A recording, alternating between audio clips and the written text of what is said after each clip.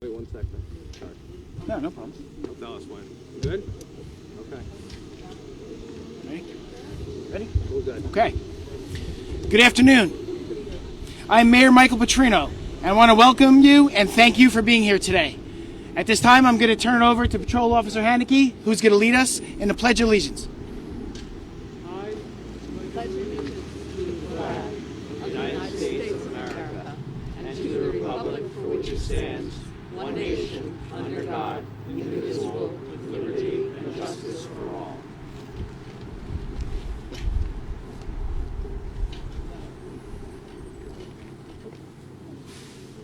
Thank you.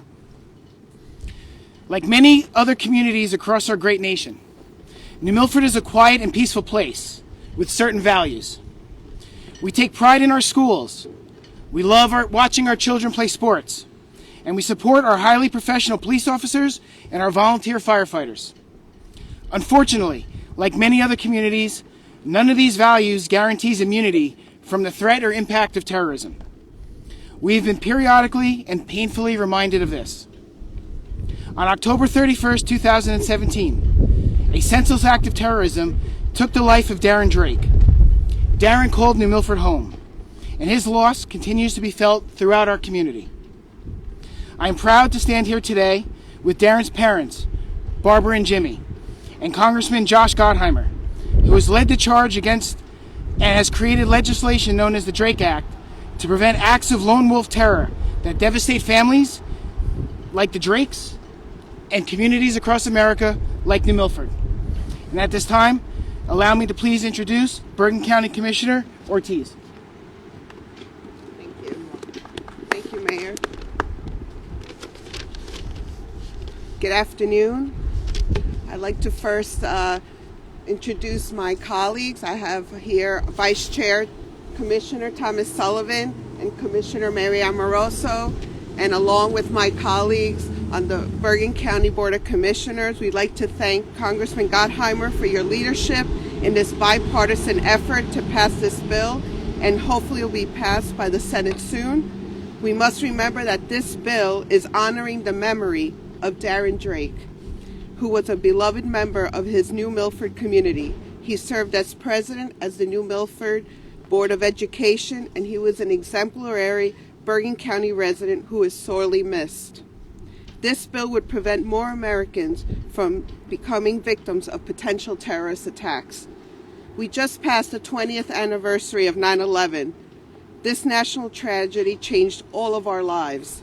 Our law enforcement at every level of government has been hard at work to prevent another assault on our nation. We have not had another major terrorist attack thanks to their diligence, but the threats are no longer only coming from overseas. We know these attacks are also perpetrated by homegrown terrorists who are radicalized in their own homes. This bill helps us law enforcement to detect and prevent a specific type of threat. We must make sure that as threats evolve, our methods against terrorism evolve at the same speed. That is why this bill will go a long way in helping our law enforcement agencies track with suspicious activity to prevent another terrorist attack on American soil. Thank you. God bless the Drake family, and God bless the United States of America. Thank you so much. Oh, I'm sorry. I apologize. And at this moment, I would like to introduce a longtime family friend, Mr. Drake. Good morning.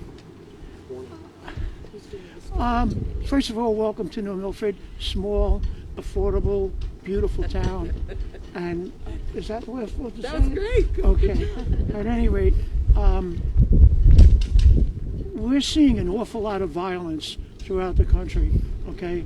And you take a look at Waukesha, you take a look at Charlotte, you take a look at October 17th, and you see where a truck or any automobile can be a very, very dangerous weapon, all right? And in that regard of danger out there, you know, we really should thank all of our law enforcement officers from the state, federal, local, county, sheriff's office, ATF, FBI, and really just appreciate that these men and women go out there, and as what happened in New York City, terrible, terrible things happen to these law enforcement officers. And in that regard, getting to the actual bill itself, I'm sorry? Oh, okay, I'm sorry. You got him? You got me? They're good. You don't have to hold it. I have to hold it? No, you don't have to hold it. Don't hold Oh, okay. perfect. Thanks. Well, anyhow, no one is asking for money from rent-a-car companies. No one is making it political.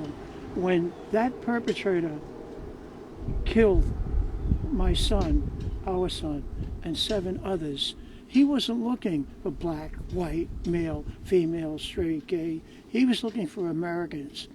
And we are Americans. And I think hopefully this bill, when it's passed, can unite us as Americans. Because the bad guys, they want to kill us. All right? And with so many different peoples coming in from Afghanistan, from south of the border, Lord knows what might happen next. Because that's just how the man that perpetrated that crime came to America. He came in from I think it's Kazakhstan. I refuse to know anything about him. So at any rate, please keep us in mind. All we want to do is save lives. That's all we're looking to do. And any help you can give us, we would so totally appreciate. Thank you all.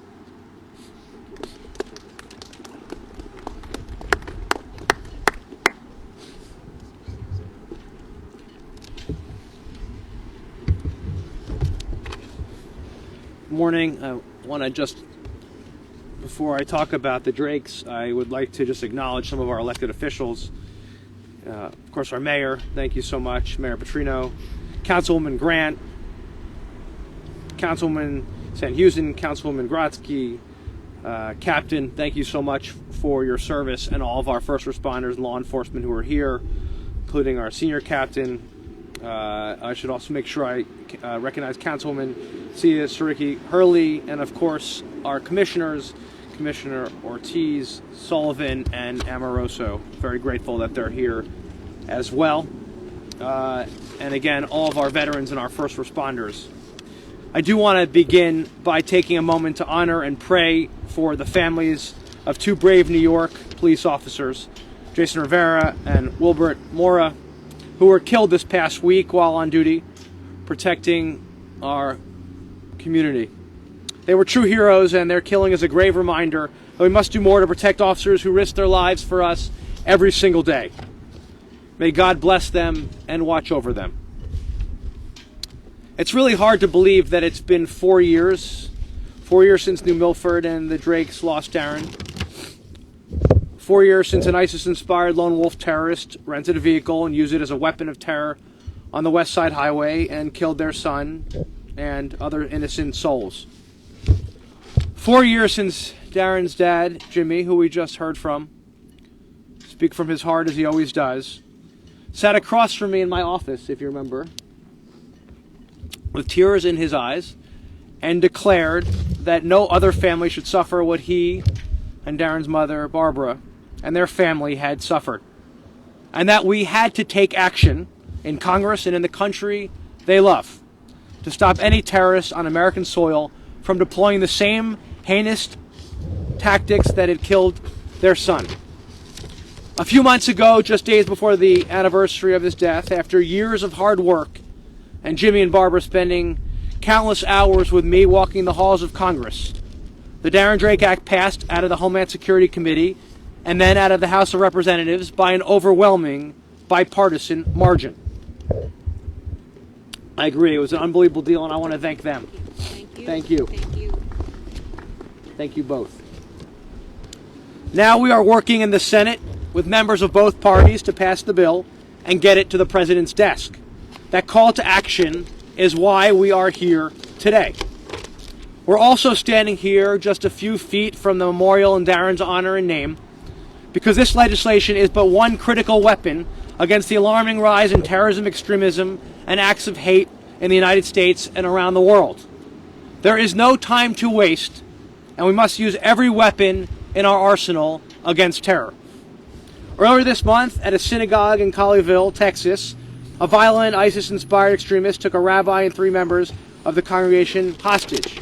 They were attending Shabbat services just like they do week after week, practicing their faith as a community, one of the bedrocks of the American experiment, when the attacker entered the synagogue, posing as a homeless person, counting on the kindness of the rabbi he then took hostage. During the next 11 hours, the attacker screamed violent anti-Semitic threats, threatened murder, and called repeatedly for the release of Afiha Siddiqui, a convicted terrorist with ties to Al-Qaeda. By the grace of God and a heroic rabbi and the brave work of law enforcement, the hostages escaped unharmed. But Colleyville was a terrifying reminder of just how susceptible we are to lone wolf terrorists, to sympathizers of Al-Qaeda, and just how vulnerable we are to individuals, even if they are known threats, to slip under the radar, enter our country and access the resources and weapons that allow them to perpetrate violent attacks, just like what happened on the West Side Highway on October 31st, 2017. The synagogue attacker, Malik Faisal Akram, traveled here from England, despite his violent criminal record, despite a history of domestic violence and extremism, and despite his identification by MI6, the British intelligence agency, as a person of interest. MI6 knew he existed. To me, knew more than 20 years after 9/11. That is completely and totally unacceptable. Let me be clear, and I say this as a member of the Homeland Security Committee. There is no reason the attacker, when he was flagged by MI6 as an extremist, should have been able to enter our country, procure weapons, and make his way to Texas to commit a violent attack against the Beth Israel congregation in Colleyville. Just like there's no reason why the attacker was there on the West Side Highway in 2017. Yesterday, I asked the U.S. Department of Homeland Security to conduct a full and immediate investigation into the domestic terrorist attacks and to report back with their results within the next 60 days. The American people deserve to know how this violent extremist, who worships at the altar of another terrorist with ties to Al-Qaeda, was able to enter our country, and why we weren't better coordinating with global law enforcement and intelligence. We can't afford gaps in our fight against terror. We must be 2 steps ahead of lone wolf terrorists and extremists on our soil. As part of that, we must also invest additional resources into the security of our houses of worship. Since I was elected, working closely with our local churches, synagogues, mosques, and parochial schools, New Jersey's 5th District has received more investment from the Nonprofit Security Grant Program than any other district in the state, $6.3 million, to protect our religious institutions. That includes everything from bulletproof windows and billards to security systems and security guards. But given the current climate, as we saw in Texas, in Pennsylvania, and in California, we need additional resources. Just this week, I joined my colleagues in asking that we increase the funding for these vital grants. Religious institutions cannot alone shoulder the investments required to deter, detect, and prevent violent extremist attacks, and they shouldn't have to. For this reason, and because of the increased threat environment these organizations have to navigate, it's critical that we provide all the support they need. Just here in New Jersey, according to the most recent data released by the ADL, there were a total of 295 anti-Semitic attacks in the Garden State in 2020, the 2nd highest number in the entire country. These threats are real and growing. Now, in the end, thankfully, we were lucky in Texas last month, by the grace of God. Sadly, Darren and 7 others weren't on that unseasonably warm Halloween day. Darren Drake could have been any one of us. A young man from New Milford who, like many here in New Jersey, commute to the city every day. He went to Mass on Sundays, served in the PTA, loved spending time with his wonderful family. And I've had a chance to meet the large family, and such a wonderful family. He worked hard as a programmer at Moody's. In between meetings, he would go outside and enjoy a city they loved so much. He was outside working hard at staying in shape. And then out of nowhere, tragedy struck the Drakes and all of America. A hate-filled, lone wolf, ISIS-inspired terrorist decided to change the course of history, ruthlessly and callously took Darren's life and 7 others, and in the process left behind a wake of sorrow that is hard to imagine, and reminds us, as it said in Scripture, we see through a glass darkly. None of us will ever understand or be able to explain why that happened. We were all so heartbroken when we heard the news, and we've all been inspired since then. I remember seeing the wake, the line around the block. How many people love Darren, love the Drakes, and love this community? And this is just one of many violent attacks using vehicles as weapons of terror that we've seen through the past years. In 2016 in Nice, an ISIS-inspired terrorist rented a 19-ton cargo truck and used it to drive into crowds gathered to celebrate Bastille Day, killing 86 people and injuring more than 400. In 2017 in Barcelona, 14 people were killed, more than 130 injured, when a van drove into a crowded pedestrian walkway, an attack claimed by ISIS. In 2017 in London, 3 terrorists inspired by the Islamic State rented a car and drove into pedestrians on the London Bridge, killing 8 and injuring another 50. In 2018 in London, a car rammed into security barriers outside UK's House of Parliament during the morning rush hour, injuring several people. In 2018, 4 cyclists, 2 Americans, a Swiss man, and a man from Netherlands were killed and 3 others injured when they were run down by a car in southern Tajikistan, an attack that ISIS claimed responsibility for. In 2020, an ISIS-inspired terrorist attack in France. A man rammed a car into police, injuring 3 officers. In 2021, a Canadian man ran over a Muslim family in his truck, killing 4 and wounding a child. These aren't random acts of terror. They represent a weapon of mass destruction deployed by terrorists in their fight against peace and democracy. And the Department of Homeland Security has made it very clear this remains a major threat to our homeland. And these attacks, often lone wolves, inspired by ISIS and other terrorist organizations, have rented trucks, cars, vans, evaded law enforcement, and used them as weapons of terror against innocent civilians. No bullets, no missiles, no planes, a truck and a terrorist with a clear mission to take lives. When Mr. Drake came to me, the idea he said is we should enact the Darren Drake Act to help prevent terrorist truck attacks by requiring the Department of Homeland Security to develop and disseminate best practices for vehicle rental companies and dealers to report suspicious behavior to law enforcement. These best practices will be developed and updated in consultation with state and local law enforcement and industry experts. This crucial legislation will provide rental companies, car companies, and car dealers with the vital information they need to flag and stop a potential threat in its tracks. We can take no chances when it comes to terrorism, which is why this bill, when it's enacted into law, will ensure all rental companies report suspicious behavior at every point of sale. No excuses.